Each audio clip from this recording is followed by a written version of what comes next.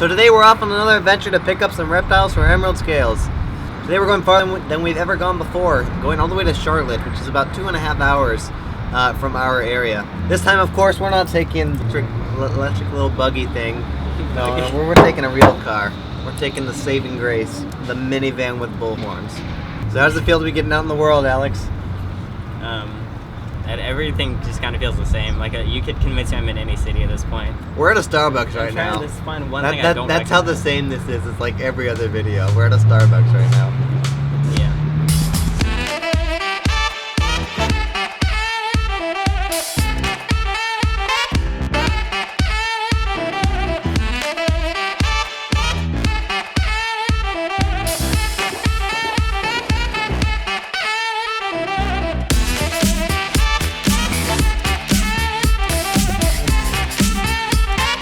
So Charlotte, where we're headed now to pick up some animals, is actually where I first came when I moved from California. We lived in Charlotte for 6 months before we ended up in the Triangle area where we are now. And so it does kind of hold a bit of a special place in my heart, as not only is it, you know, where kind of a new chapter of my life began, but it's also where Amazing Animal Adventures began when I lived here. So if we have time at the end, we might need to drive by the original birthplace of AAA.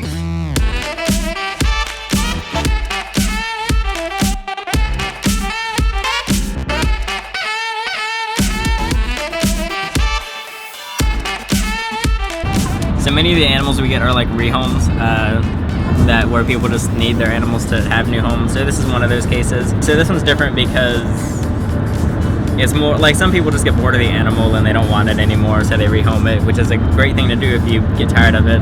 But this one's more, it sounds like more of a financial issue, so like we're still happy to take them. It's kind of unfortunate, but luckily they're still doing the right thing and not like just ditching their animals or trying to keep them while they can't actually care for them right. So that's why we're here.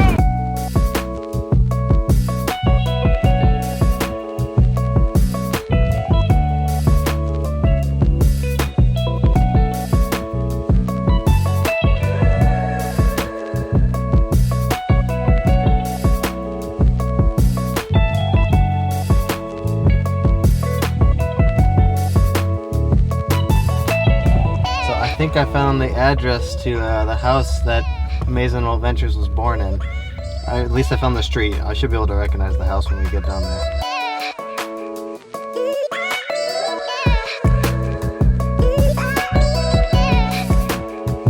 This is so weird, just so like oddly familiar. I feel like I'm in a dream. I haven't been to Charlotte at all since we moved, which was in 2015, so that's 3 years ago now. Goodness, it does not feel like that long. Oh, that's my turn. I'm getting so distracted by being nostalgic. This is our neighborhood. The classic cookie cutter houses. I can't imagine you living here. This is the street. Do you remember that dog? I don't remember that dog. Look at this. This is so weird. There's all the houses. Where's our house? Yeah, this is it. This is the birthplace of Amazing Animal Adventures, and it's now got a freaking wild truck on it, but there you go. That's where Amazing Animal Adventures began. It's where everything started. Hello folks, this is Amazing Animal Adventures, back again with another video. Today I'm at a pond in North Carolina. Here's our scientific specimen, if you will. I think I found a salamander. Now you know these are frog eggs because a very beautiful creature. Trying to bite the camera. Show you this cool leech I found. So yeah, thank you for watching. That's about it for today, folks. Thank you for watching. There he goes. Thanks for watching. Eggs, eggs, eggs. Look at that. We are pulling up to Alex's favorite place. The healthiest fast food place in America, according to something I googled. That Taco Bell probably great. He's gonna go destroy his health. Goodbye, Alex. You will be missed.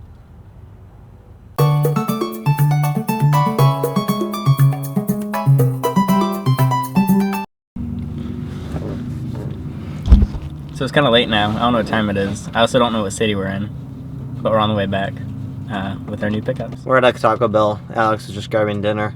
And, yeah, we just wanted to kind of take a little bit of time to reflect on the new pickups and the kind of the experience we had picking them up. It was kind of a depressing, sad experience. We picked up 6 ball pythons. Which, disclaimer, there's no, like, animal deaths or anything. They're all looking wonderful, as you'll see. That's part of what makes this kind of a sad monologue, because these animals are absolutely gorgeous.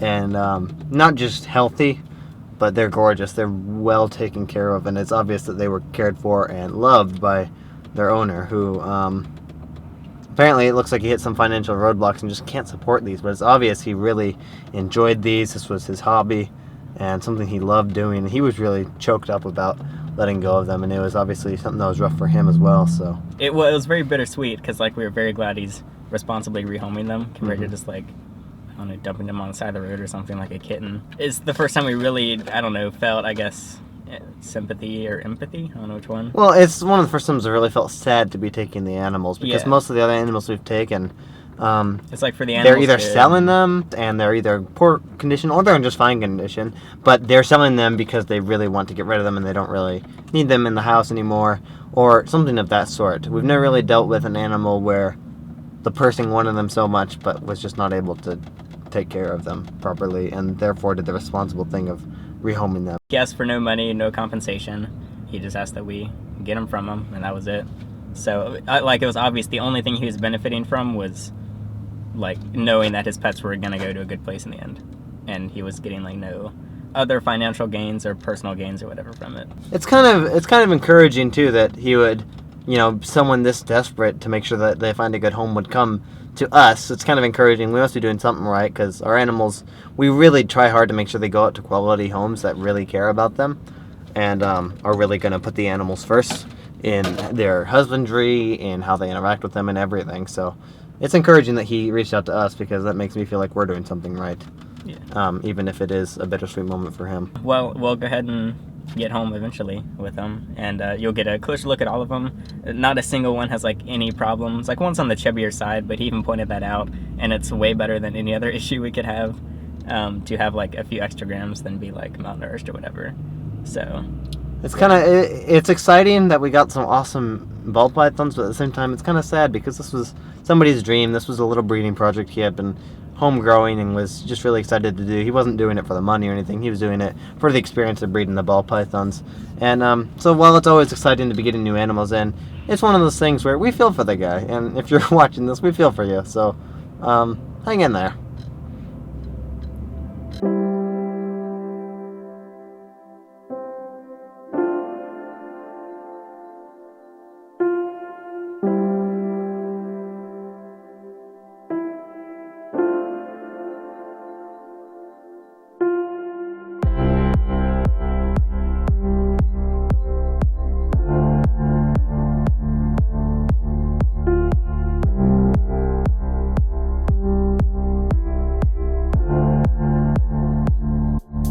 So we're home with this stunning collection of ball pythons. As we said, this was a bittersweet sort of adventure. But now we're going to have a chance to actually examine all the different ball pythons and see all the different ones that we got. So this is the cinnamon ball python. I think it's, I don't know, pretty cool. It's basically just looks like a normal with some deeper colors, darker coloration overall. The tiniest, but still looking amazing. And obviously the youngest, since they've all been cared for well. This is the second smallest, one of the most beautiful. This is a lesser ball python. I could be wrong, but it's a very toffee brown to my very colorblind eyes. You guys like I could eat it if color was edible. Moving on, we have this interesting snake. It's quite an interesting color. I think it looks amazing.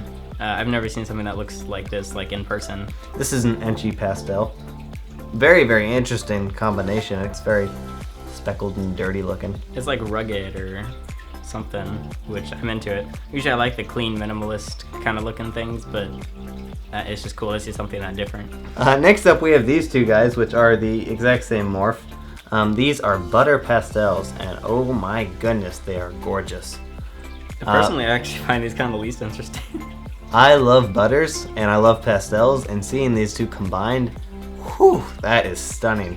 I just love how like soft and gentle they look, like good cheesecake or something. I don't know. I like this color. I think we're just really hungry. We keep comparing them to foods. I mean, that one's literally called cinnamon and butter, so don't blame us. I really like this morph. I love it. This is a pinstripe. I can't remember morphs.